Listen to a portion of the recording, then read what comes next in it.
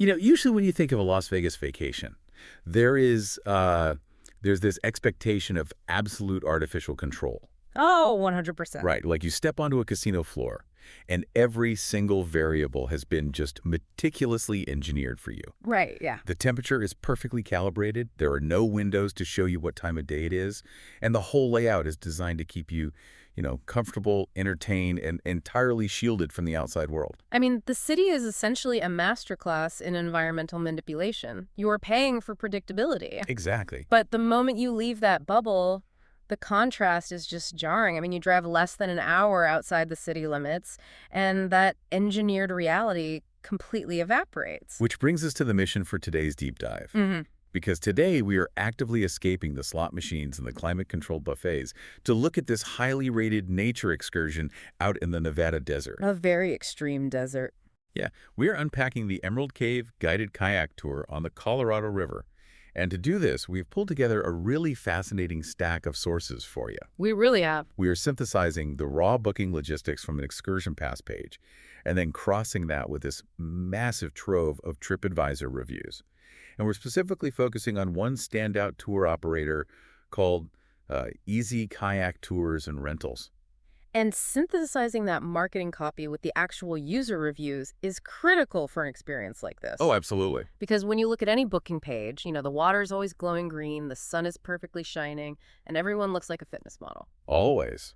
But reading through hundreds of detailed reviews, it allows us to see the underlying mechanics of how an operator actually manages the unpredictable reality of a wilderness ecosystem. Right. So whether you are plotting your own Vegas getaway or you just really love studying how certain small businesses manage to completely over-deliver on customer service under harsh conditions, you're going to want to hear this. It's quite the case study. It really is. Because we are going to explore why paddling down a sweltering desert canyon with this specific operator has earned them near unanimous 5-star reviews. But before we even get our feet wet, we have to look at the baseline logistics. Right, starting with the cost and the actual physical commitment. Yeah, so looking across the different platforms, you encounter a few slight variations in the base pricing. The ExcursionPass booking page lists the base price for adults at $80. Okay. Meanwhile, the TripAdvisor listing shows prices starting from $108. Yeah, it is. But both platforms, however, note a mandatory vehicle entrance fee for the Lake Mead National Recreation Area. Yeah, and that fee is $25 per vehicle if you're driving yourself. Though they do accept certain annual national park passes if you happen to have one of those. Right. But the physical commitment is where it gets real, though.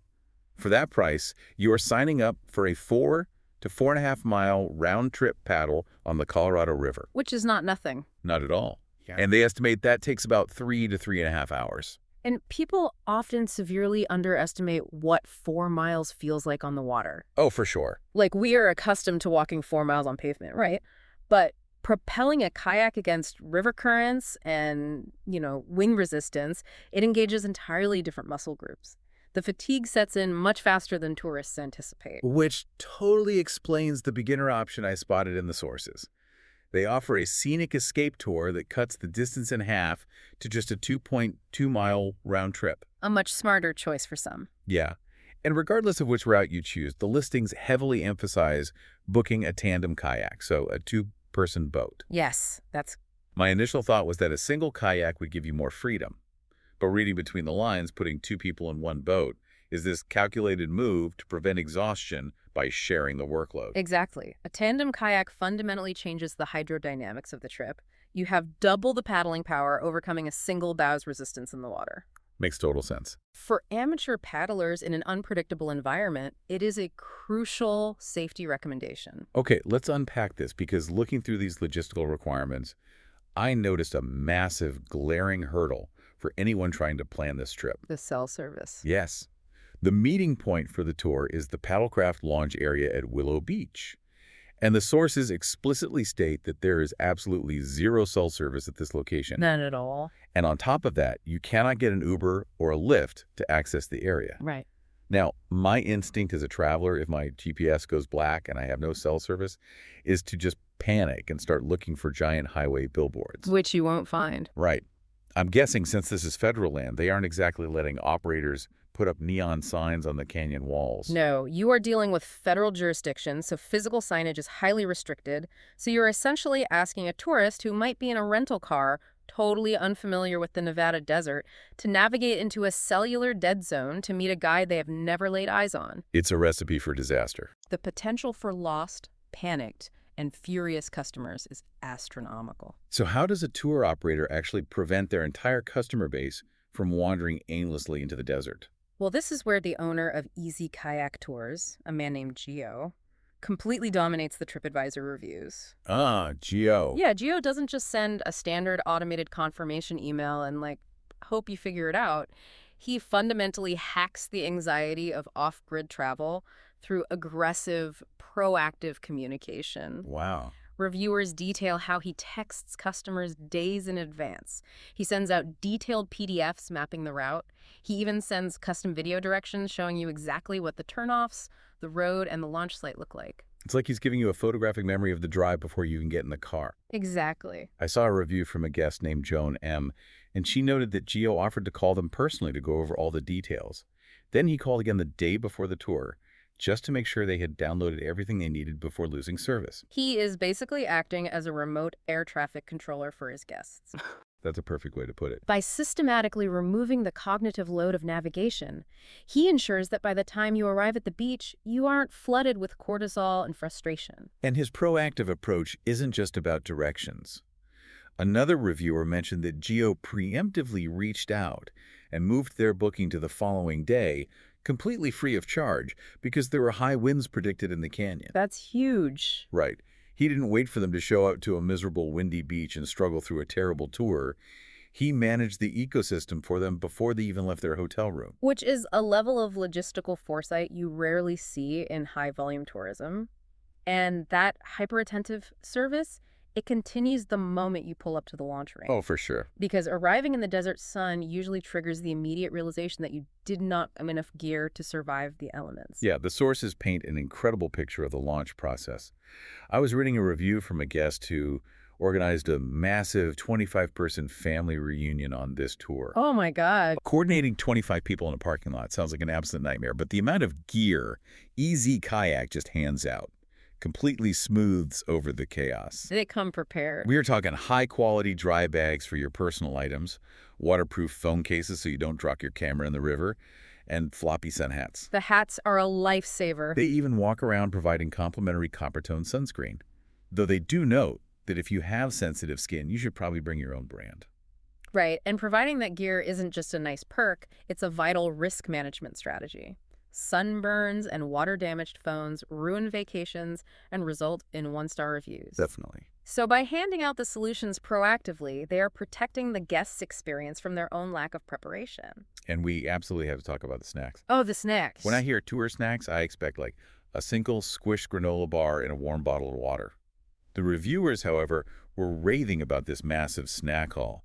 Sun chips, fresh bananas, oranges, peanut butter crackers, cookies, and unlimited ice-cold bottled water. Supplying fresh fruit like bananas and oranges is highly intentional. Oh, really? Yeah, in desert environments, you are sweating out electrolytes rapidly, even if you don't feel like you're sweating because the dry air evaporates it instantly. That makes sense. The potassium and the natural sugars are critical for preventing muscle cramps during a 4-mile paddle. Well, the snacks might prevent cramps, but my absolute favorite detail from that 25-person family reunion review was how they managed the group's psychology. The water guns. They handed out water guns. The introduction of water guns right at the launch ramp is a brilliant psychological pivot. Think about it from the perspective of a nervous tourist. You're dragging grandparents and 9-year-olds out into the intense heat, staring down a river. Everyone is tense. Very tense. Handing them water guns for a massive river battle immediately breaks that performance anxiety. It shifts the entire mindset from we are enduring a grueling physical task to we are just out here playing. Play is the ultimate antidote to environmental stress. And you desperately need that psychological buffer because the environment you are paddling into is incredibly extreme and full of contradictions. Which brings us to the actual physical reality of the Black Canyon. Here's where it gets really interesting. The contrast between the air and the water out there is just staggering. It really is. In one of the July reviews, a guest mentioned they were out on the water when the projected high was 108 degrees. That's brutal. That is blistering, genuinely dangerous desert heat. 108 degrees in direct sunlight reflecting off the water and the canyon walls, it creates an oven effect. But at the exact same time, the river they are paddling on is described over and over again as crystal clear and absolutely freezing cold. Yeah. How does a river flowing through a desert oven stay ice cold? Well, what's fascinating here is the intersection of human engineering and natural thermodynamics. Okay. That river water isn't just flowing freely from the surface of a shallow lake. It is being forcibly released from the nearby Hoover Dam. And critically, that water is drawn from the very bottom of the dam's massive reservoir. Because it's at the bottom, it's under millions of gallons of water and never actually sees the sun until it shoots out of the dam. Exactly. The deep water in a reservoir that massive is completely insulated from the Nevada heat. It remains at a frigid temperature year-round. Wow. When it is finally released through the turbines and into the river channel, it acts like a massive vein of liquid ice cutting directly through the desert. That is wild. This drastic temperature difference creates a unique microclimate right on the surface of the water, which is why the air feels entirely different once you are in the kayak compared to standing in the parking lot. That makes falling in or getting blasted by a water gun a massive relief instead of a shock. Absolutely. And because of that unique microclimate, the canyon acts as a refuge for a ton of wildlife. The sources mention the area is a well-known habitat for bald eagles, great blue herons, and the famous desert bighorn sheep. It functions as a highly active biological corridor, drawing animals down from the arid mountains to the reliable cold water source. Yeah, I was looking closely at that review from Joan M. She had a fantastic time, but she specifically noted that they completely missed seeing the bighorn sheep. Right. My initial thought was that maybe they just got unlucky, or the guides didn't know the right spots to look that day. Yeah. But Joan mentioned the reason they didn't see them was that the local herds was currently dealing with a pneumonia outbreak. Yeah, that happens. I honestly didn't even realize wild herds dealt with things like that. If we connect this to the bigger picture, this is a defining characteristic of true ecotourism.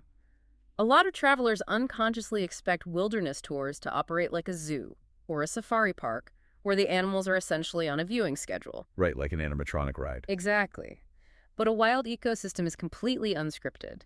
Disease outbreaks, shifting weather patterns, seasonal migrations, these variables constantly alter the landscape.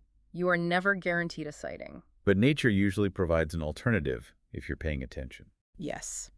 Joan went on to say in her review that even though the sheep were quarantined somewhere up in the cliffs, they ended up spotting a bald eagle circling overhead, which she said entirely made up for it. It demands a degree of flexibility from the traveler. You have to arrive ready to appreciate what the environment offers on that specific day, rather than holding the experience hostage to a rigid checklist of expectations. And managing those expectations while keeping everyone safe in a chaotic environment falls squarely on the shoulders of the guides. The guides are everything. Let's dive into who is actually running these boats, because specific names like David, Burton, Dawn, and John are practically treated like celebrities in these reviews. The praise for the guiding staff goes far beyond their basic ability to paddle a boat or prevent people from capsizing. Yeah. The guests consistently highlight their extensive knowledge.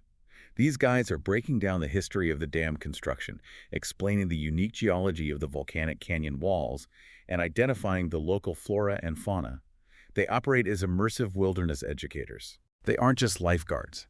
They are contextualizing everything you are looking at.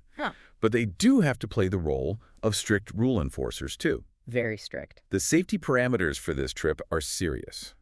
The sources list a strict maximum weight limit of 260 pounds per individual, or a combined weight of 550 pounds for a tandem kayak. Those limits aren't arbitrary. They are dictated by the fundamental physics of the equipment. Right. Exceeding the buoyancy limits of a kayak drastically lowers its profile in the water, making it dangerously easy to swamp or capsize in the unpredictable currents created by the dam release. They also explicitly state this tour is not recommended for pregnant travelers, or anyone with heart, back, or respiratory issues, or those recovering from recent surgeries. Which is standard but crucial here. When you understand the environment, those medical rules make total sense.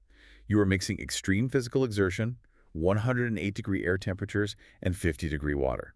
The potential for the body to go into physiological shock if you fall in is a massive liability. The cardiovascular strain of those temperature extremes cannot be overstated, which ties directly into another major logistical hurdle mentioned in the sources, the mandatory National Park Service online waiver. Oh, yeah. You are required to sign this digital document at least 24 hours before the tour begins. And the sources are very clear on the penalty here. If you forget to sign that waiver, you forfeit your booking entirely with zero refund. No exceptions. I imagine that's because they can't just pause a group of 20 people on the beach while someone tries to download a form on a phone with no cell service. Exactly. And more importantly, this isn't a private lake where an operator can bend their own rules. You are operating within federal jurisdiction inside the Lake Mead National Recreation Area. Right. The tour operators are strictly bound by federal compliance guidelines. They cannot legally put you on the water without that digital signature logged in the system. So once again, Gio's obsessive pre-trip communication isn't just about giving directions. By texting you reminders to sign your paperwork before you leave Wi-Fi, he is actively saving dozens of vacations from being ruined at the launch ramp. He really is. But I want to pivot and bring up a major point of friction I discovered in the sources. Okay, let's hear it. The entire excursion is marketed as the Emerald Cave Guided Kayak Tour. The marquee selling point is this specific cave, famous for its glowing emerald green water. It is the visual anchor of their entire marketing strategy. But I was looking back at the review from the person who organized that massive 25-person family reunion. Yeah. Despite giving the overall experience 5 stars, they explicitly warned other travelers about the cave itself. They literally described it as, quote, a dent in a rock. A dent in a rock. And they detailed how there is frequently a massive line of kayaks just idling out on the river, baking in the sun, waiting for their turn to squeeze inside for a photo. Yeah. So it genuinely makes me wonder, is the main attraction of this highly rated tour actually just a viral tourist trap? This raises an important question about how social media fundamentally warps our travel expectations. Definitely. The Emerald Cave is an undeniable social media phenomenon. Because the water inside glows a brilliant green when the sunlight hits it at a very specific angle, it photographs spectacularly well. It looks amazing online. But that single visual draws thousands of people, creating an inevitable, frustrating bottleneck on the river. It sounds like the wilderness equivalent of waiting in line for a theme park ride, just sitting in a plastic boat waiting for your 3 seconds to take a selfie. It absolutely can be if your guide doesn't have a tactical strategy. But this is where the localized expertise of the easy kayak guides becomes invaluable. The reviews point out that experienced guides, like Don, intentionally manipulate the pacing of the tour. Oh, sworn. They will navigate their groups directly to the cave early in the morning, prioritizing that specific location to beat the massive flotilla of other tour groups. That makes perfect sense. Oh. Get in early, capture the photo, and get out before the traffic jam forms. But the more profound insight from the reviews is that the best guides know the cave is just a tiny, overhyped fraction of what the river actually has to offer. Right. They use the cave as the hook, but they make the rest of the journey the actual highlight. Reviewers rave about the alternative stops, like pulling the kayaks out of the water to hike up the canyon walls to a vantage point called Bob's Beach. Or just taking the time to anchor the boats and swim in that freezing, crystal clear water to escape the heat. The guides utilize the open stretches of the river to teach conservation and immerse the guests in the scale of the canyon. Yeah. The reviewer who dismissively called the cave a dent in a rock didn't ask for a refund. They gave the tour a perfect rating. They realized that skipping a crowded cave is perfectly fine because the surrounding ecosystem is so rich and dynamic. That is a wildly refreshing perspective on modern travel. It's like they were lured out there by the promise of an Instagram photo, but the operator managed the trip so well that they ended up falling in love with the actual wilderness instead. The destination became secondary to the journey itself. So what does this all mean for you, the listener?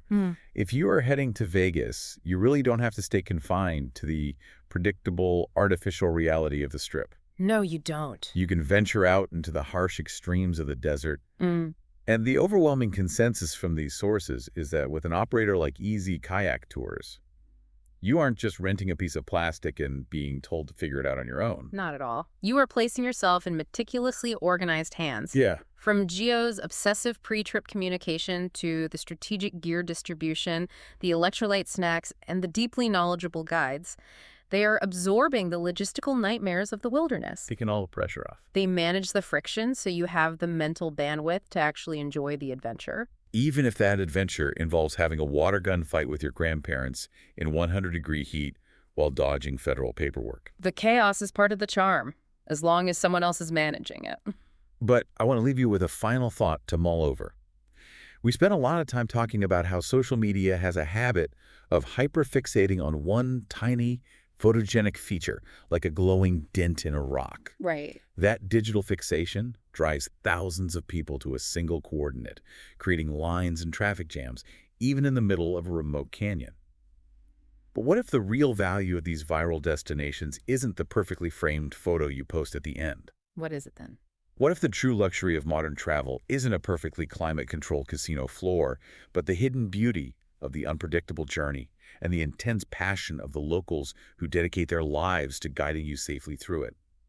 Something to think about the next time you see a long line of tourists waiting for a picture.